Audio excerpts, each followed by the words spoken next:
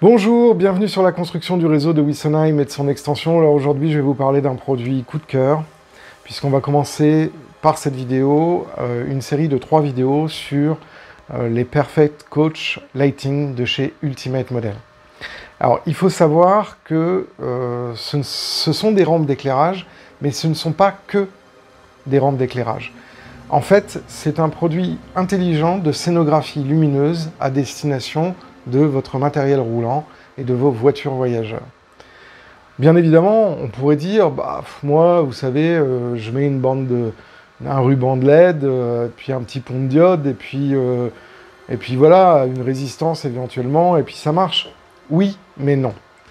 Pourquoi? Parce que d'une part, les rubans de LED chauffent. Ils chauffent énormément. Et ils chauffent dans un endroit où ils ne sont pas prévus d'être utilisés, puisque le volume d'air disponible dans les voitures est très restreint. Donc vous pouvez très bien, par mégarde, choisir une rampe qui a besoin d'un dissipateur, parce que normalement elle est collée à une réglette métallique que, bien évidemment, vous n'avez pas dans votre modèle. Donc déjà, la chaleur, au fur et à mesure montant dans la voiture, vous pouvez déformer les plastiques et abîmer votre modèle. Ça, c'est le premier point. Le deuxième point, c'est que vous êtes tributaire d'une gestion assez basique de l'alimentation qui est uniquement dépendante de la bonne captation sur les rails de l'énergie nécessaire pour faire fonctionner. Et là, on arrive sur un deuxième problème, c'est que pour que vos rampes, vos rubans de LED puissent fonctionner, il faut mettre des capacités, donc des condensateurs, tout simple, hein. Mais ces condensateurs vont venir rajouter, derrière un pont de diode bien évidemment, ces condensateurs vont venir rajouter une contrainte qui est une contrainte d'espace. Ensuite, après, vous avez la consommation globale de ce système qui peut aller à 150 mA dans les cas les plus défavorables.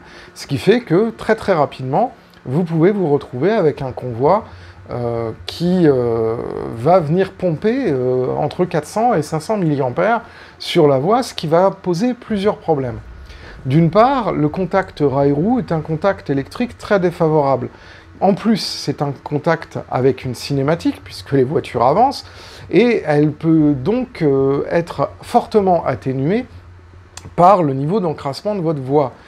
Par ailleurs, ce contact très défavorable a une fâcheuse tendance de créer de l'étincelage. C'est-à-dire qu'il y a des micro-arcs électriques qui, entre le contact de la roue et du rail, viennent faire des micro-poinçonnages sur la surface de votre rail, dans lesquels va venir se loger des particules qui vont favoriser l'oxydation du rail. Donc vous pouvez très très rapidement vous retrouver avec des rails qui sont très encrassés, et donc des effets de flickering sur votre matériel roulant, parce que même votre condensateur n'est pas en capacité de pouvoir correctement gérer ces sauts d'humeur liés à un contact rail-roue défavorable. Et ensuite, au final, vous n'avez aucune possibilité de pilotage, c'est-à-dire d'éteindre ou d'allumer les rampes, par exemple, dans les endroits où ce n'est pas nécessaire.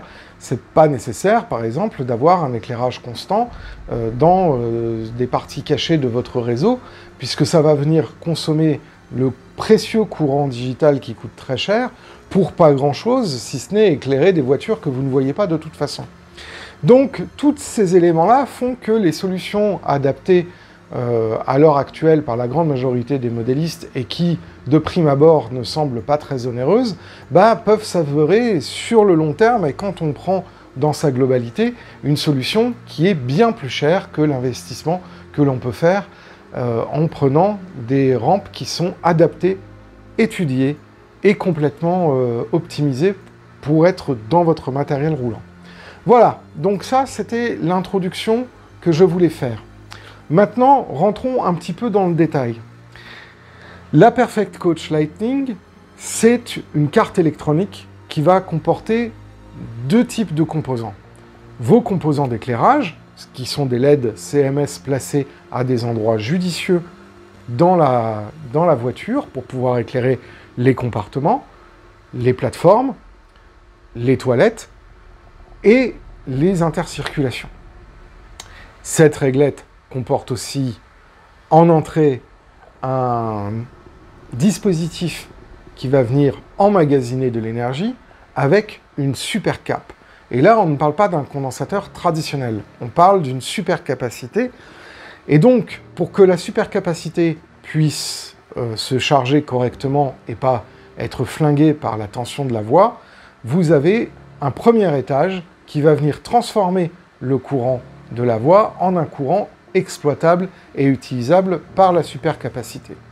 Ensuite, vous avez un deuxième traitement, après la supercapacité, qui va venir préparer le courant et la tension pour pouvoir être exploité par le cœur du système. Le cœur du système, c'est un microprocesseur, microcontrôleur, dans lequel va être installé un programme qui va permettre de pouvoir faire les scénarisations de l'ensemble de votre voiture.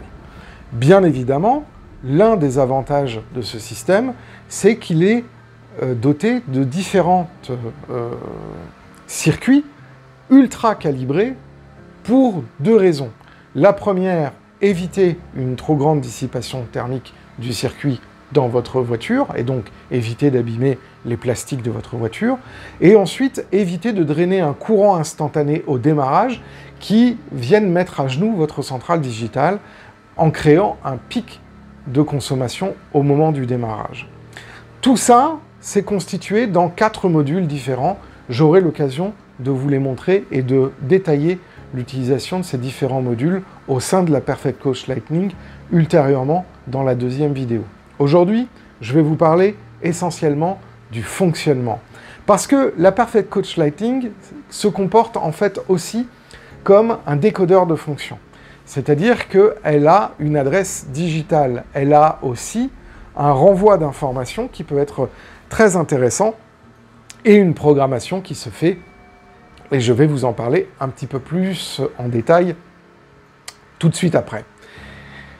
Maintenant, l'autre avantage de la Perfect Coach Lighting, c'est que comme elle est équipée d'un décodeur, elle est aussi en capacité de pouvoir gérer des attelages automatiques Kreuz, et donc du coup, de venir renforcer les différentes scénarisations lumineuses qui vont se passer.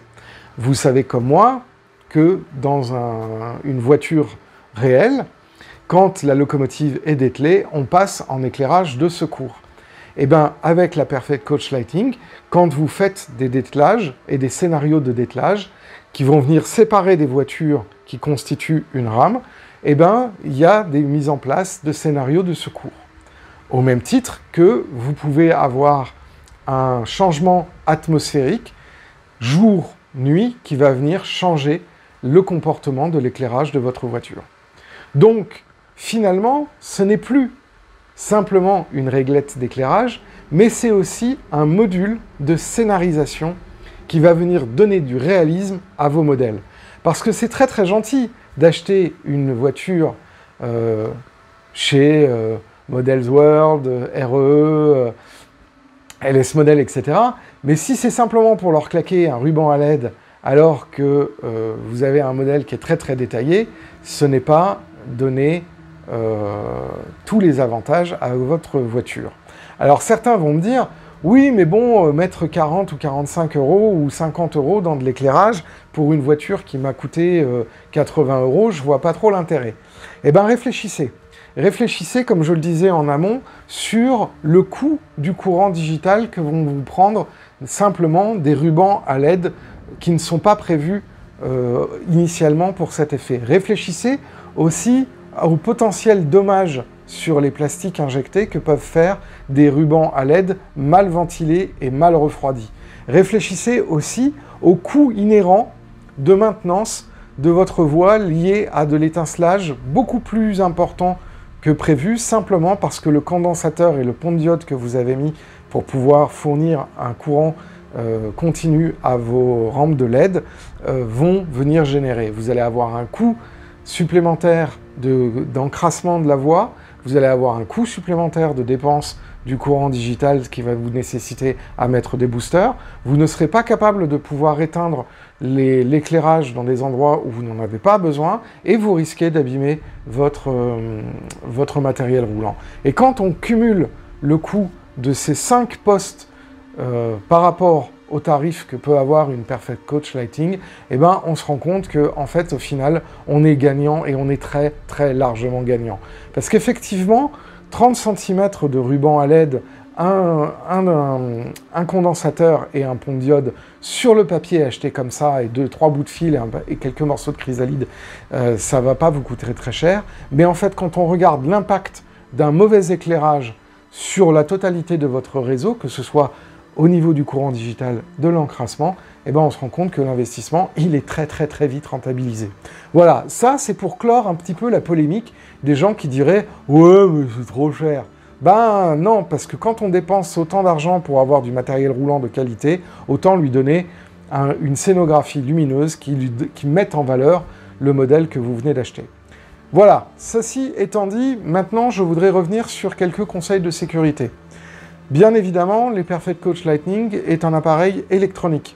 Du coup, quand on le manipule, il faut manipuler avec soin et faire attention de se décharger de toute électricité statique, qui pourrait être emmagasinée dans notre corps. Par ailleurs, évitez de porter des vêtements synthétiques quand vous faites le montage de votre Perfect Coach Lighting.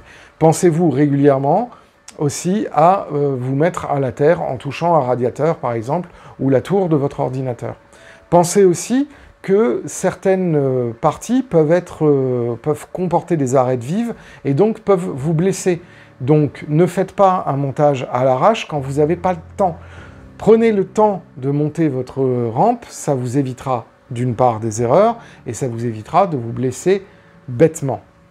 Voilà. D'autre part, pensez bien évidemment, avant de faire le montage, de bien vérifier que vous avez tous les outils dont vous avez besoin pour faire le montage. J'aurai l'occasion d'en reparler dans une deuxième vidéo.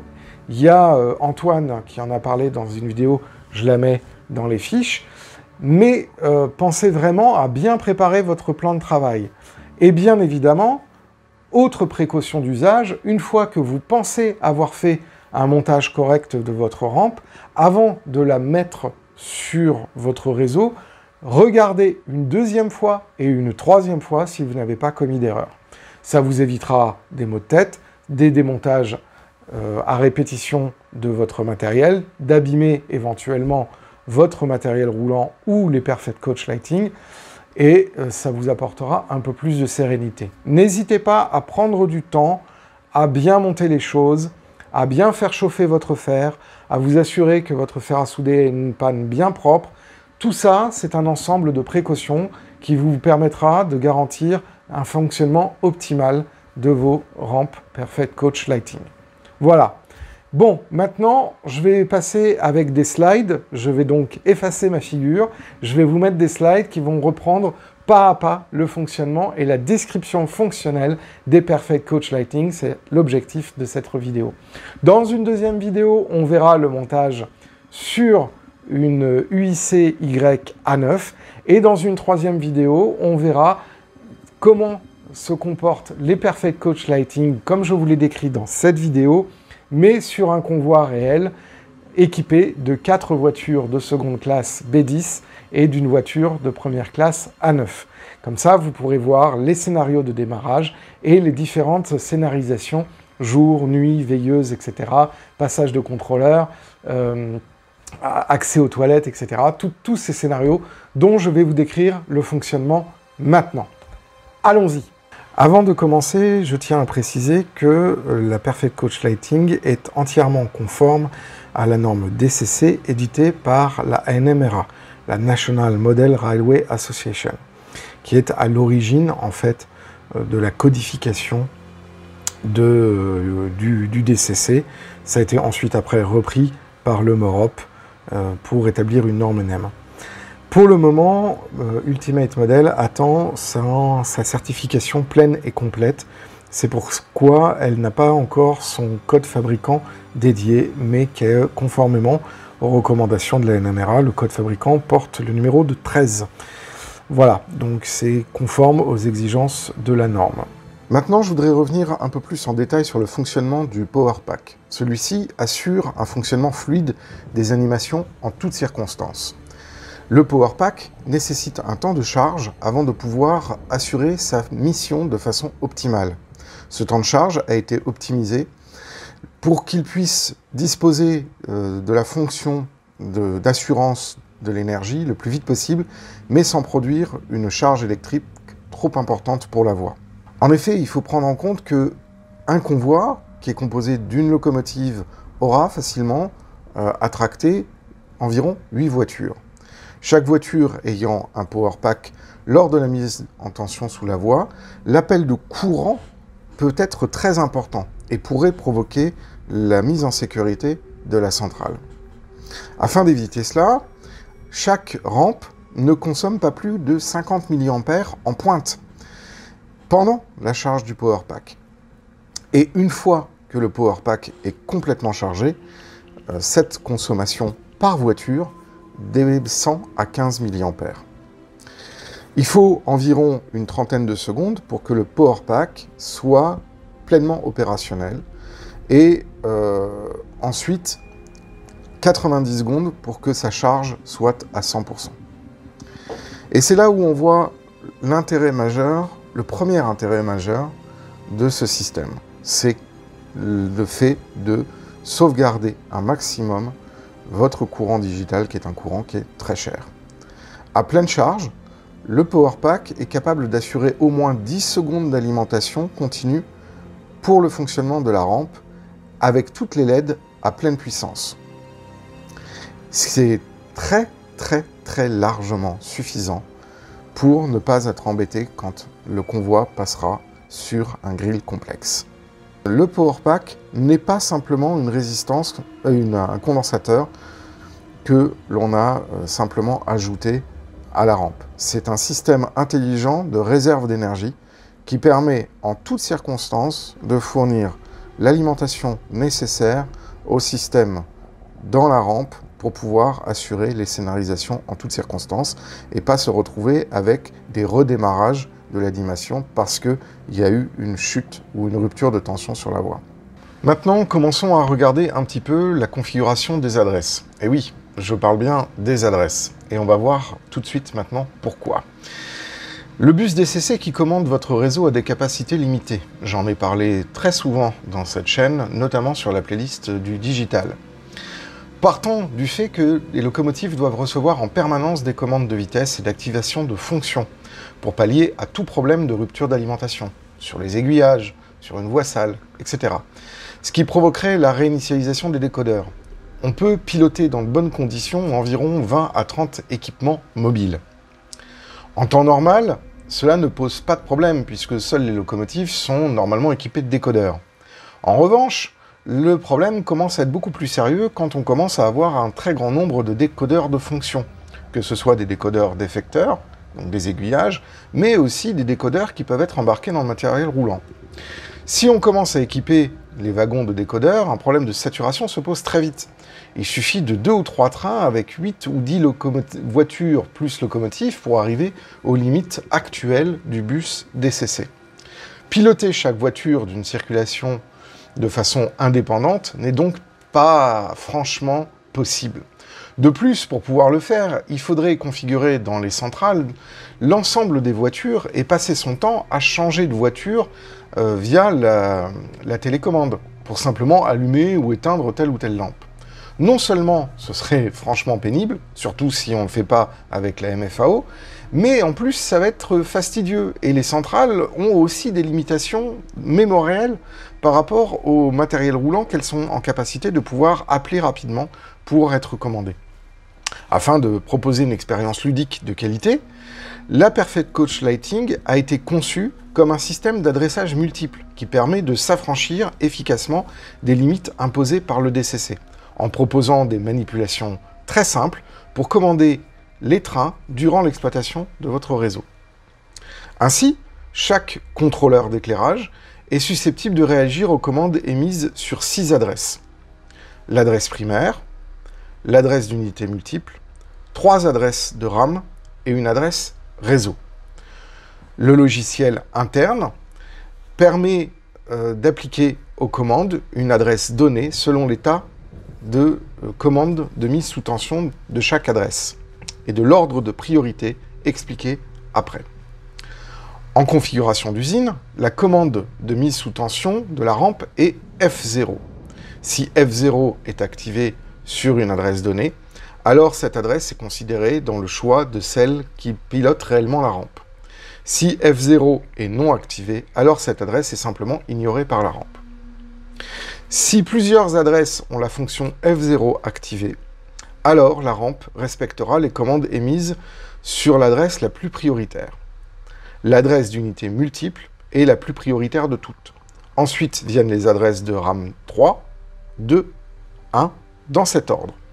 Et enfin, si aucune autre adresse n'a la fonction F0 activée, c'est l'adresse primaire, donc la voiture seule, qui sera considérée.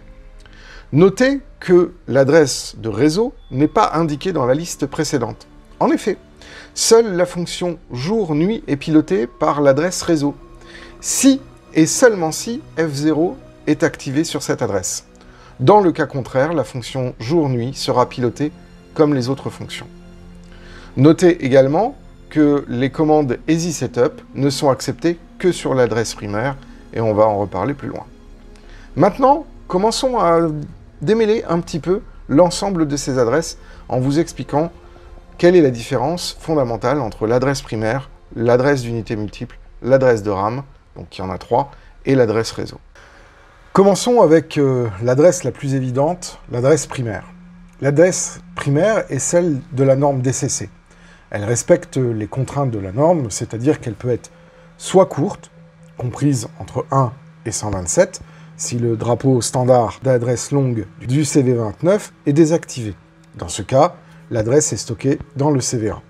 Longue, si le drapeau standard du CV29 est activé. Dans ce cas, l'adresse est stockée dans la CV17 et la CV18, exactement comme pour les décodeurs de locomotive. Comme la norme l'impose, sortie d'usine, l'adresse des rampes d'éclairage est configurée sur la valeur 3, courte, stockée dans la CV1. L'adresse primaire n'a pas vocation à être utilisée en exploitation.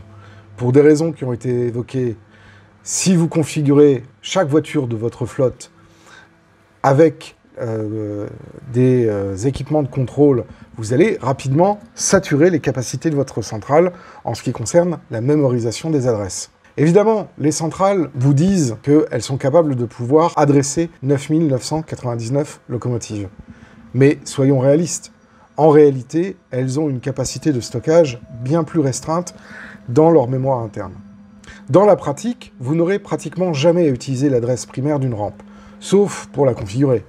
Si vous souhaitez pouvoir le faire sur votre voie principale, il vous faudra effectivement donner à chaque voiture une adresse primaire distincte, probablement une adresse longue, plus nombreuse que les courtes, qui servent aussi aux unités multiples. Dans ce cas, vous pouvez utiliser la POM, le Programmation on Main, pour configurer vos rampes.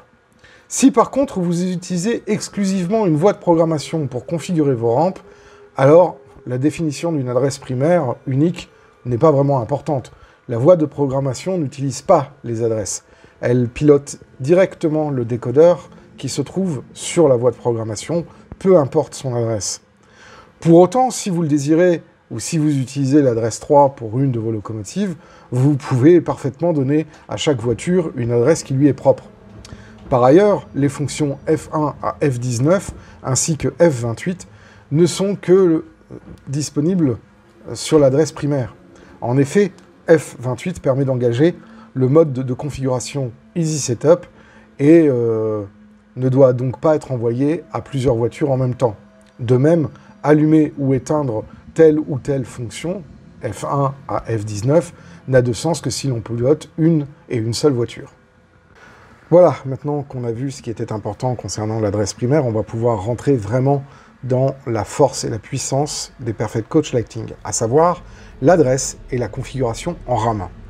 On désigne par le terme RAM un groupe de voitures qui sont organisées de façon permanente entre elles, généralement dans un ordre bien précis. Voiture 1, voiture 2, voiture 3, voiture 4, voiture 5, voiture 6, etc. Chaque RAM dispose de plusieurs réglages permettant de coordonner le fonctionnement des rames d'éclairage de façon cohérente.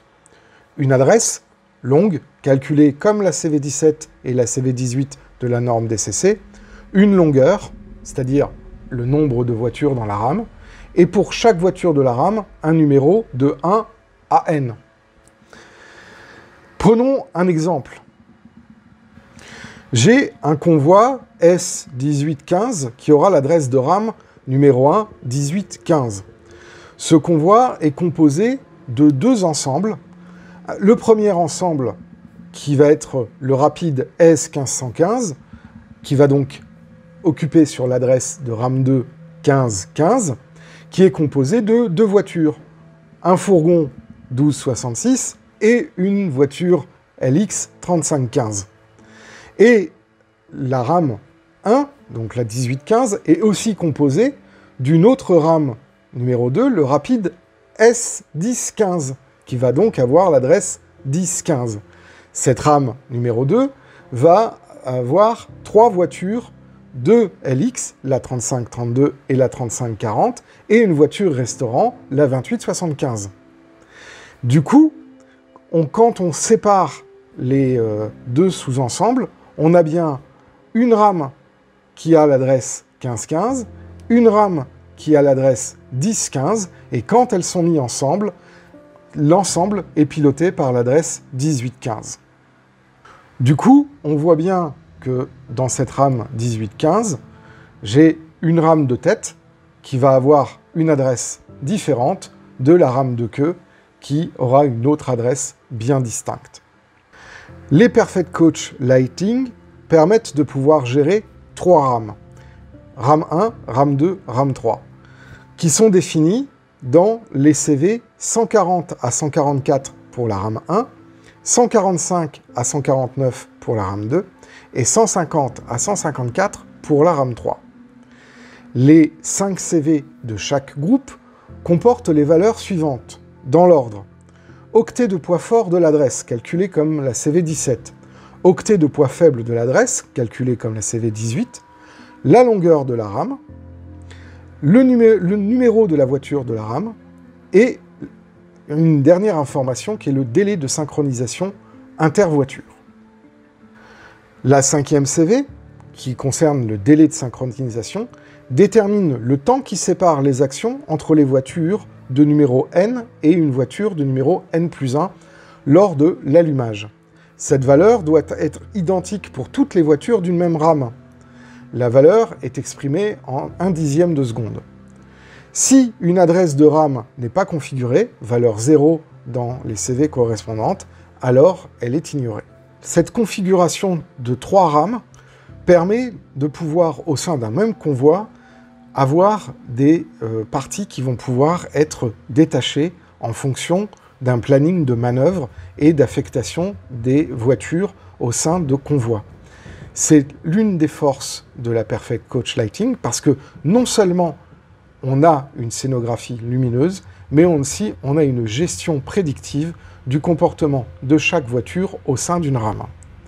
Parlons maintenant d'une autre adresse que j'ai évoquée un peu plus tôt dans cette vidéo, l'adresse réseau. Cette adresse est ce que l'on appelle une adresse de diffusion. Toutes les voitures du réseau reçoivent les commandes qui lui correspondent. Elles vont donc toutes réagir à ces commandes. L'adresse de réseau sert uniquement à diffuser des fonctions qui sont susceptibles d'impacter toutes les rampes Perfect Coach Lighting présentes sur votre réseau. Actuellement, seule la fonction jour-nuit est diffusable sur cette adresse. C'est la touche F1 qui est configurée en usine. Tout comme l'adresse de RAM, l'adresse de réseau est une adresse longue. Elle se configure via les CV 138 et 139. Du coup, vous pouvez utiliser un calculateur pour les CV 17 et 18. Vous pouvez ensuite, après, utiliser ces valeurs pour les mettre dans la CV 138 et 139. Par défaut, l'adresse de réseau est configurée à 0, ce qui implique qu'elle n'est pas activée. L'adresse réseau est très intéressante quand on veut mettre des événements. Donc, effectivement, l'événement le plus notable sur un réseau, c'est le passage du jour à la nuit. Maintenant, parlons de la dernière des adresses que j'ai évoquées plus tôt, l'adresse d'unité multiple. Si vous le souhaitez, vous pouvez jumeler une voiture ou une rame, selon l'adresse visée, avec la motrice qui est connectée, en utilisant le mécanisme d'unité multiple de la norme DCC. En réalisant un tel jumelage, les fonctions émises sur l'adresse du jumelage sont à la fois reçues par la motrice et par la rame jumelée. Cette configuration permet de piloter l'ensemble via une seule adresse et de diffuser aux voitures le sens de marche du train, de sorte que les feux de fin de convoi s'adaptent automatiquement. Voilà, comme vous avez pu le voir, c'est à peu près tout ce que je pouvais vous dire sur les Perfect Coach Lighting sans commencer à vous faire une lecture complète et totale de l'intégralité de la notice. L'objectif de cette vidéo était de vous montrer que ces rampes d'éclairage sont bien plus que de simples rampes d'éclairage et que, bien évidemment, on peut les configurer avec énormément de possibilités pour en augmenter le réalisme et l'impression qu'il en dégage sur votre réseau. C'est un coup de cœur, elle existe en plein de références différentes pour plein de types de voitures. Je vous invite à aller sur le site d'Ultimate Model pour voir les références actuellement sorties et disponibles. À noter que sur la technologie qui anime les Perfect Coach Lighting, il va y avoir à l'avenir d'autres voitures, d'autres types de voitures et de véhicules qui seront équipés de ces rampes. Et les possibilités d'animation sont quasiment infinies. L'autre chose importante à savoir, en ce qui concerne les Perfect Coach Lighting, c'est qu'elles peuvent s'intégrer très facilement et qu'elles ont été étudiées pour ne pas endommager votre matériel roulant.